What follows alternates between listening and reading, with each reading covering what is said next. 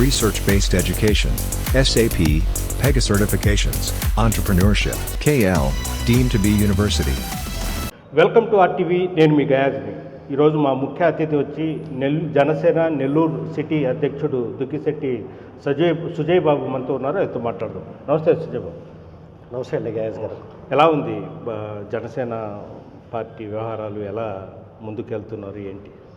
చూస్తున్నారు కదండి మీరు కూడా. నెల్లూరు నగరంలో మేము చాలా కష్టపడుతూ ఉన్నాం. నెల్లూరు నగరంలో కానీ నెల్లూరు రూరల్లో కానీ మేము జనసేన చాలా బలంగా ఉందని మేము నిజంగా నమ్ముతున్నాం. ఎందుకంటే మేము ఒక సంవత్సర కాలం నుంచి ప్రజల్లో ఉండి ప్రజలతో ముందరికి వెళ్తూ వైసీపీ వైఫల్యాలను వివరిస్తూ ముందరికి వెళ్తూ ఉంటే ప్రజల రెస్పాన్స్ కూడా అదేవిధంగా ఉంది. అదేవిధంగా ఈ గవర్నమెంట్ని చూసుకున్నట్లయితే ఓ పక్క దౌర్జన్యాలు, దోపిడీలు, ఇవి తప్ప వేరే పందానే లేకుండా ముందరికి వెళ్తారు. ప్రజలు కూడా విసిగిపోయి ఉన్నారండి వీళ్ళని చూస్తుంటే. అందులో ఒక మార్పును కోరుకుంటున్నారు.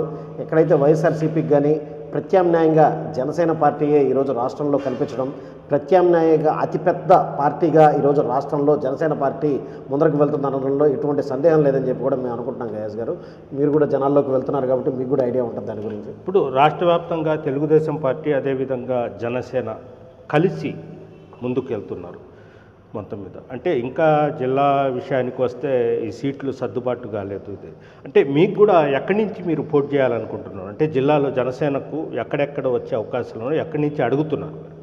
అంటే యాక్చువల్గా మనం నెల్లూరు జిల్లాలో చూసుకున్నట్లయితే జనసేన చాలా బలంగా ఉందని చెప్పి మీకు ఇంకొకసారి కూడా చెప్తున్నానండి.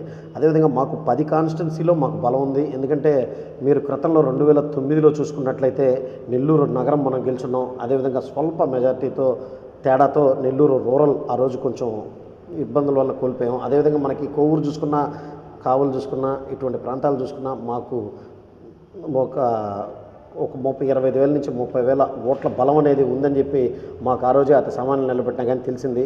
కానీ ఈరోజు ప్రజలు చాలా అతిపెద్ద పార్టీగా జనసేన పార్టీని చూస్తున్నారు. ఈరోజు అందులో మేము నెల్లూరు నగరంలో ఒక సంవత్సర కాలం నుంచి జనం కోసం జనసేన అనే కార్యక్రమంలో మా జనసేన పార్టీ జిల్లా అధ్యక్షులు చెన్నారెడ్డి మనుక్రాంత్ రెడ్డి గారి నేతృత్వంలో ముందరికి వెళ్తూ ప్రతి గడపని టచ్ చేసి వైఎస్ఆర్సీపీ వైఫల్యాలను వివరించి వాళ్ళకి వైఎస్ఆర్సీపీ మీద ఉన్న అసంతృప్తిని కనుక్కొని జనసేన పార్టీ వస్తే మీకు ఇంకా బలంగా మేము చేయగలుగుతామని చెప్పి ప్రతి ఒక్క ఇంటికి మేము తిరిగి ఇప్పటికీ 3 సార్ల నుంచి 4 సార్ల వరకు తిరిగి ప్రజలకు ఒక నమ్మకాన్ని, భరోసాని మేము నెల్లూరు నగరంలో కనిపించాం. అన్ని 10 నియోజకవర్గాల్లో మేము బలంగా ఉన్నా ఖచ్చితంగా నెల్లూరు నగరంలో గెలుపు దిశగా మాకుందని మాకు అనిపిస్తుంది. ఎందుకంటే ప్రజల్లో మేము వెళ్తుంటే ప్రజల రెస్పాన్స్ చూస్తుంటే మాకు అది అనిపించింది. అందుకని నెల్లూరు నగరాన్ని మేము ప్రధానంగా అయితే మేము ఖచ్చితంగా గెలుచుకోగలమనే ఒక ఆశతో నెల్లూరు నగరం వైపు మేము ఈసారి జనసేన పార్టీ టికెట్ వస్తుందని చెప్పి ఆశిస్తున్నామండి. అంటే ప్రధానంగా చూసుకుంటే తెలుగుదేశం పార్టీలో చంద్రబాబు నాయుడుకు దగ్గర సంబంధం పొంగూరు నారాయణ గారు. ఖచ్చితంగా పొంగూరు నారాయణకి నెల్లూరు సిటీ ఇస్తారు. అది మినహా ఎక్కడైనా జనసేన కోరుకుంటే వాళ్ళకు ఇచ్చే అవకాశాలు ఉన్నాయని కూడా చెప్తారు.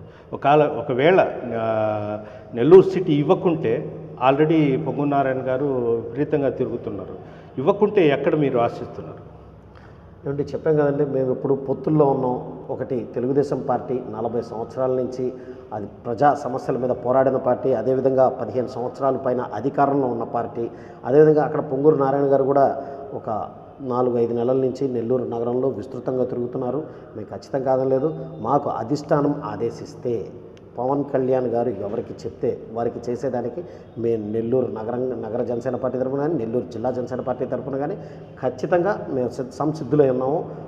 మేము కోరుకుంటుంది నెల్లూరు నగరం. ఎందుకంటే మాకు విజయావకాశాలు మెండుగా ఎక్కువగా, అంటే మిగతా 9 నియోజకవర్గాల మీద ఎక్కువగా నెల్లూరు నగరం అయితే మేము గెలవగలము అని చెప్పి మేము భావిస్తున్నాము. అది కాకుండా వేరే నియోజకవర్గం ఇచ్చినా కానీ మేము ఖచ్చితంగా ముందరికి బాగా బలంగానే పనిచేస్తాం. మాకు ఇక్కడ అధిష్టానం చంద్రబాబు నాయుడు గారు, పవన్ కళ్యాణ్ గారు ఇద్దరు కలిసి ఏది ఆదేశిస్తే అది చేసేదానికి సిద్ధంగా ఉన్నాం.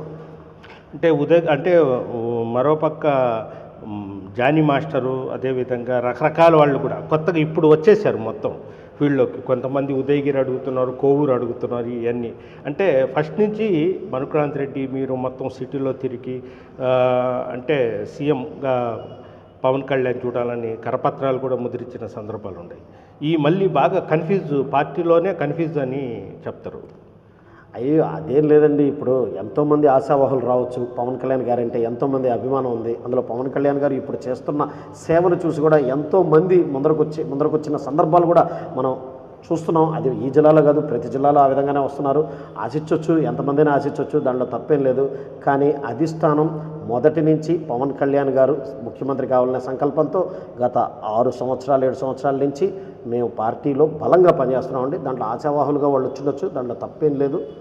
కానీ అధిష్టానం ఏ విధంగా ఆదేశిస్తే ఆ విధంగా చేయడానికి మేము సిద్ధంగా ఉన్నాం. అంటే సెంటిమెంట్గా ప్రజారాజ్యం అప్పుడు ఫస్ట్ టికెట్ నెల్లూరు నుంచి గెలిచారు.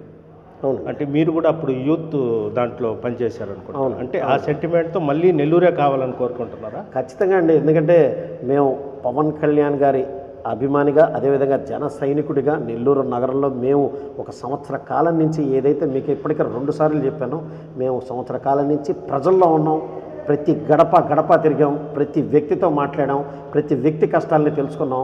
అదేవిధంగా నెల్లూరు నగరంలో క్రితంలో మేము గెలుచుకున్న సీట్ ఏదైతే ఉందో అది నెల్లూరు నగరం. అది ఆ సీటు కనుక మాకిస్తే నిజంగా మిగతా అన్ని నియోజకవర్గాల మీద మెండైన బలంతో, ఇంకా ఎక్కువ బలంతో చేస్తాం.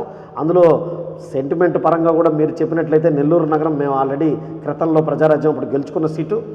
మరొకసారి కూడా ఆ విజయ పరంపరని కొనసాగించాలన్నా, మళ్ళీ ఇంకొకసారి రిపీట్ చేయాలన్నా మాకు ఈ సీట్ ఇస్తే బాగుంటుందని చెప్పి మేము ఆశిస్తున్నాం. అలాగే 2024 ఎన్నికల్లో మీరు అంటే నెల్లూరు సిటీ కావచ్చు, లేదంటే జిల్లా మొత్తం మీద అన్ని నియోజకవర్గాలు ఎలాంటి ఎజెండాతో ప్రజల్లోకి వెళ్తారు? అంటే మీకు మీ అధినాయకుడు సూచన. మనం చూస్తున్నాం కదండి, మా పార్టీ సిద్ధాంతాలు కానీ, మేము 2014లో పవన్ కళ్యాణ్ గారు ఏ రోజైతే పార్టీని స్థాపించారో పవన్ కళ్యాణ్ గారు ఒక 7 సిద్ధాంతాలని తీసుకొని వచ్చారు. ఆ సిద్ధాంతాలు కాకుండా మేము నెల్లూరు నగరంలో సంవత్సరం క్రితం ఈ 4 సంవత్సరాల పరిపాలన చూసి నెల్లూరు నగరంలో ఎటువంటి సమస్యలు అయితే ఉన్నాయని చెప్పి వాటిలో ఒక లిస్ట్ అవుట్ వేసుకొని ఆ సమస్యలని ముందర మనం తీరుస్తామని చెప్పి ఉద్దేశంతో ముందరికి వెళ్తూ వస్తున్నాం.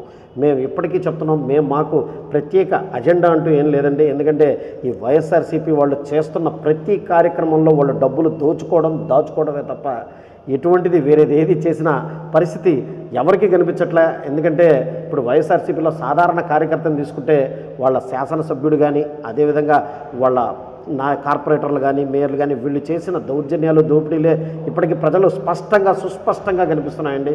దాని గురించి వేరే ఆలోచన కూడా లేదు.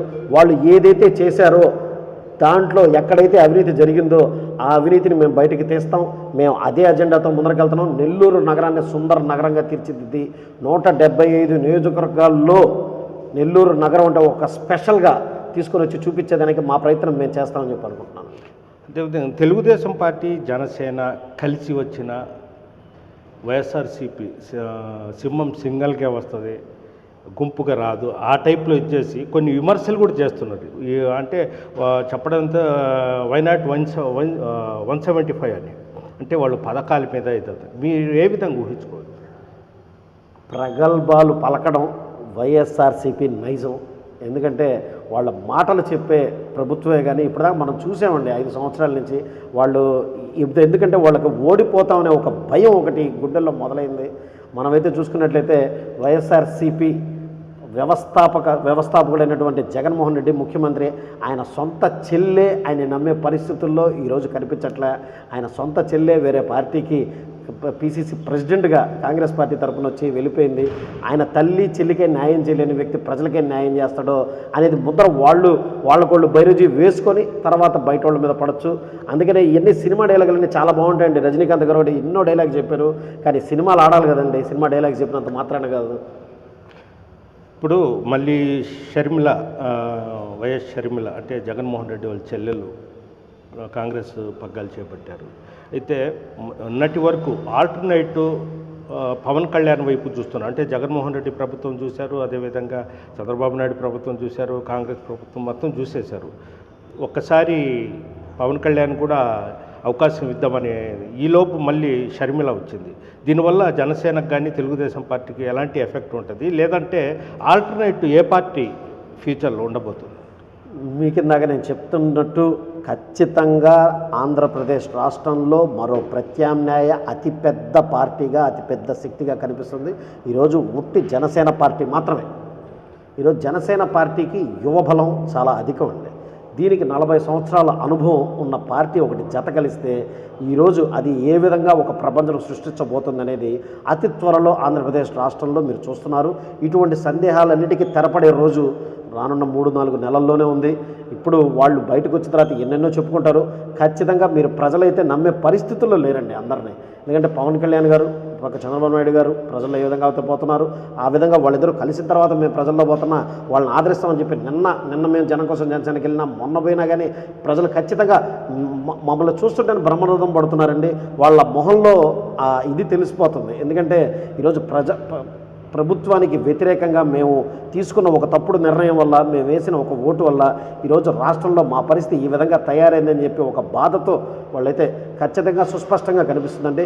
వేరే క్వశ్చన్ లేదు, నో ఎనీ డౌట్స్. ఖచ్చితంగా ఈసారి జనసేన తెలుగుదేశం పార్టీయే ప్రత్యామ్నాయంగా ప్రభుత్వం ఏర్పడిపోతుంది.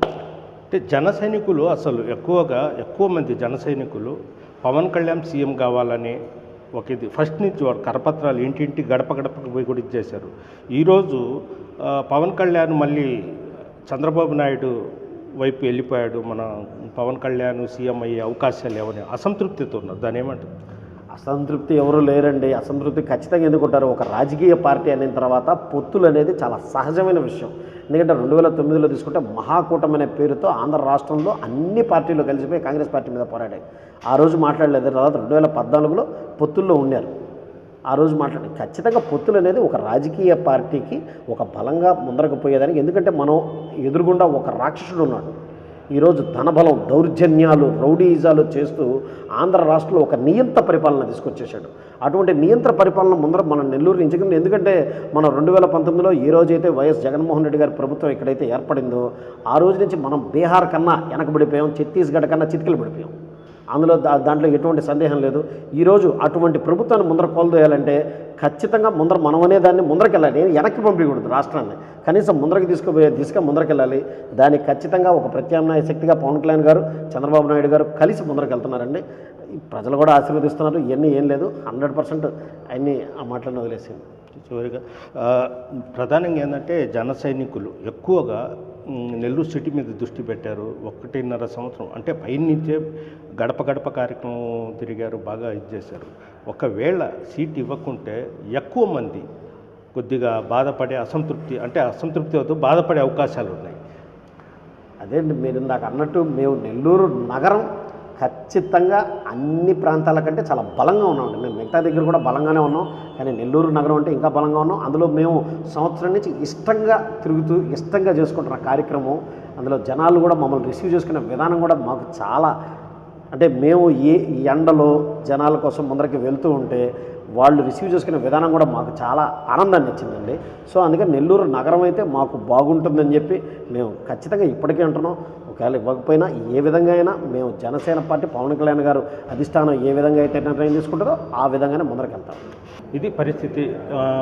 ప్రధానంగా నెల్లూరు సిటీ ఇస్తే ఖచ్చితంగా జనసేన గెలుస్తుంది ఈ టికెట్ మీద. గతంలో కూడా ప్రజారాజ్యం ఉన్నప్పుడు కూడా ఇక్కడి నుంచే గెలిచాము.